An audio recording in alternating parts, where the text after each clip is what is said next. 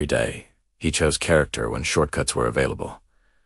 Every season, he chose obedience when quitting felt easier. Let me tell you about a man whose journey didn't begin with a platform. It began with a border. He arrived in a foreign land with one suitcase and a heart full of questions. No family waiting. No open doors.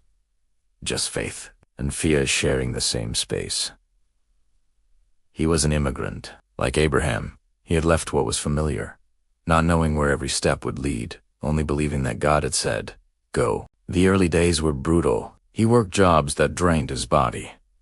He lived in places that tested his dignity. He learned quickly what it felt like to be unseen. There were nights when he cried quietly, holding his Bible like a lifeline, reading the words of Joseph betrayed, forgotten, imprisoned, yet still chosen. He could have become bitter, but instead, he became disciplined. Every day, he chose character when shortcuts were available. Every season, he chose obedience when quitting felt easier. Like Paul, he preached before anyone called him a preacher. Like Moses, he doubted himself but kept showing up.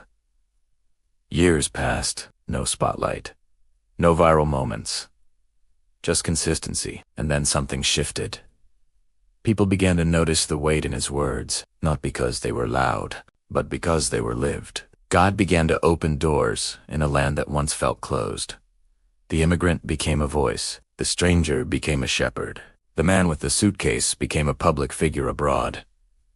But listen, success didn't change him. He still prays in secret, still trembles when he speaks of grace, still knows that calling is not about position, it's about faithfulness. Because the same God who walked with him through rejection is the God who now trusts him with influence.